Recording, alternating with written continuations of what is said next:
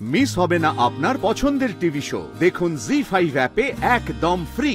যেভাবে হোক দিভাই আর জেঠুমনির জামিনটা মঞ্জুর করিয়ে দাও মা কালী। তারপর ধাপে ধাপে সব পর্দা ফাঁস করব আমি আর স্যার। সাক্ষীদের স্টেটমেন্টের ভিত্তিতে পুলিশ কেসটা রিওপেন করছে। খুব তাড়াতাড়ি বেরোবে সত্যিটা কি, প্রমাণ বেরোবে। আর হ্যাঁ, একটা কথা, ঘটনার দিন না রুদ্র সান্যাল ছাদে ছিল, দাদার পেছনে দাঁড়িয়ে ছিল রুদ্র। আমরা গেছিলাম, আমরা সিসিটিভি ফুটেজ চেক করতে গেছিলাম, কিন্তু কি আশ্চর্যের বিষয়, ঘটনার দিনের ফুটেজ, ঘটনার আগের দিনের ফুটেজ আর ঘটনার পরের দিনের ফুটেজ, 3 দিনের ফুটেজ ডিলিটেড। তার মানে বোঝা যাচ্ছে এটা একটা ষড়যন্ত্র, কেউ ইচ্ছে করে করেছে এটা।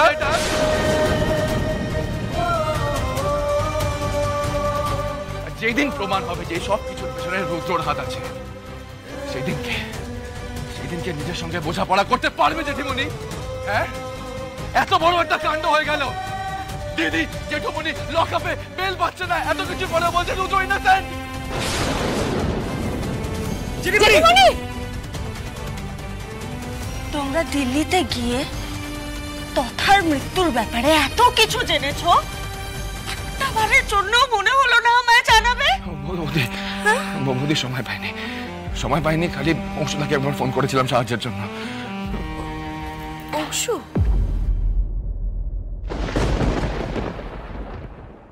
অংশু তো আমায় কিচ্ছু জানায়নি তো। আমি কি বা বলতাম পারমিতা? দেখো, তথার মৃত্যুর ইনভেস্টিগেশনটা তো সবে শুরু হয়েছে।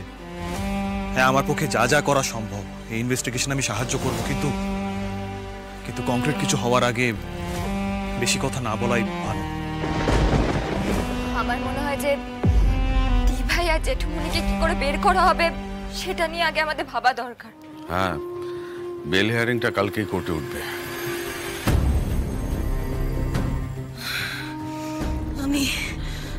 আমি ঘরে যেতে চাই। না, আমার কোনো সাহায্যের দরকার নেই। তুমি মাস্টারমশাইয়ের খাবারটা পাঠিয়ে দিও। হ্যাঁ, উনি আবার বাইরের খাবার খেতে পারেন না।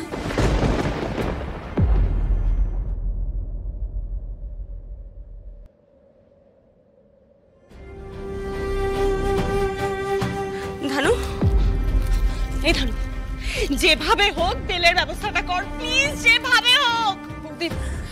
বৌদি, আমাকে না এবারে এই কেসটা নিয়ে একটু স্টাডি করতে হবে।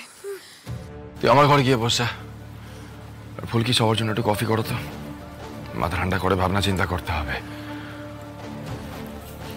তুমি যাও একবার জেঠিমণিকে দেখে এসো, শরীর ঠিক আছে কিনা কে জানে।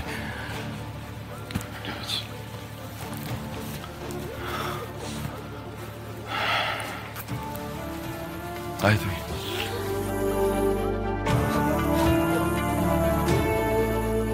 দাদা ভাই, জেঠুমনির কাছে একটু খাবারটা পৌঁছে দেবে গো?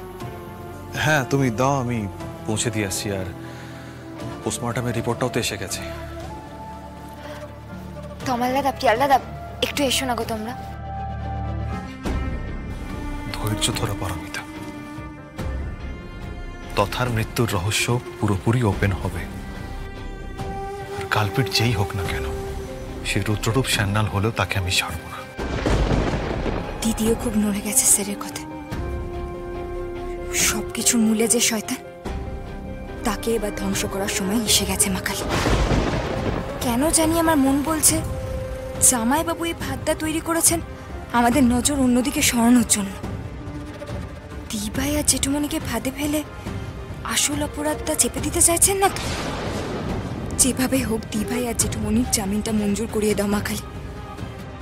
তারপর ধাপে ধাপে সব পর্দা ফাঁস করব আমি আর স্যার। সত্যি কথা বলবো দা ভাই, কি? দেখ, সব ফ্যাসিলিটি পেলেও এইবারের কেস নিয়ে না আমি খুব একটা কনফিডেন্স পাচ্ছি না দা ভাই। আজকে যদি রুদ্রদার বাড়ি থেকে জুতোর ছাপটা পেয়ে যেতাম, তাহলে অ্যাটলিস্ট আমার আর্গুমেন্ট করার মতো একটা গ্রাউন্ড থাকতো দা ভাই।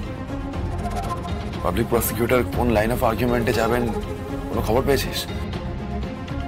Open and shut case, no bail, murder charge, প্রমাণ নষ্ট করার ভয়, এইসব লাইনগুলো নিয়েই কাল আর্গুমেন্ট হবে।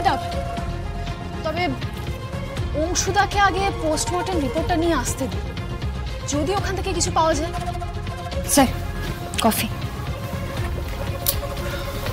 জামাইবাবু জেঠিমাকে ফোন করে এমনভাবে শাসিয়েছে যে জেঠিমার শরীর আরো খারাপ হয়ে গিয়েছে।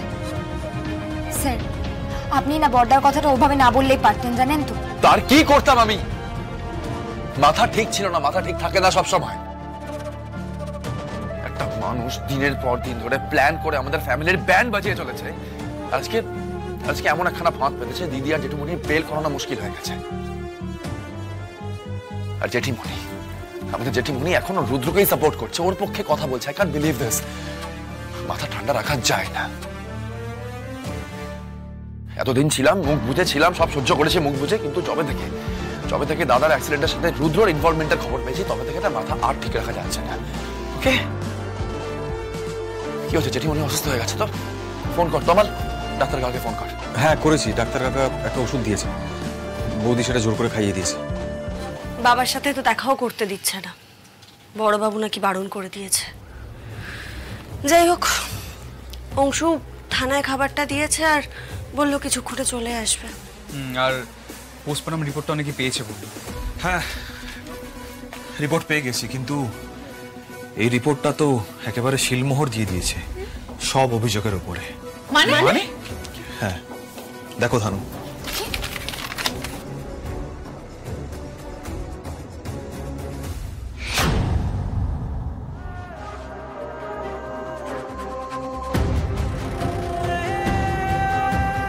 দাদা ভাই, ওতে কি লেখা আছে গো? সজল হালদারের হার্ট ফুটো হয়ে গেছে।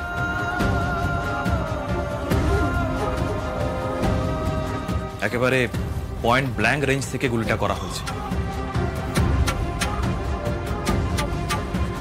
গুলিটা নিচের দিকে মুভ করে ডায়াফ্রাম ফুটো করেছে, ইনস্ট্যান্ট ব্লিডিং, আর তারপরে মৃত্যু।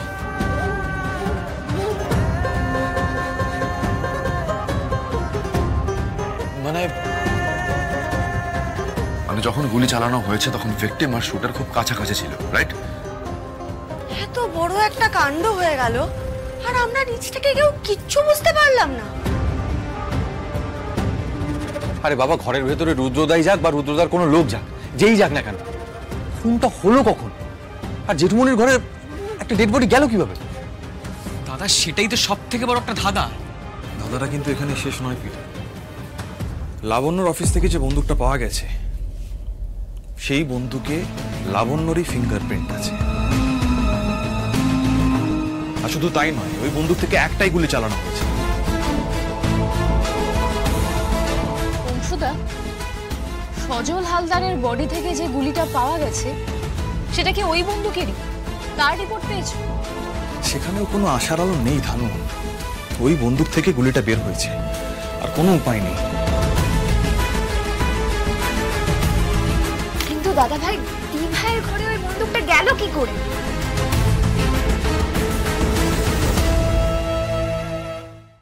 জি5 ডাউনলোড করুন আর সব এপিসোড দেখুন একদম ফ্রি।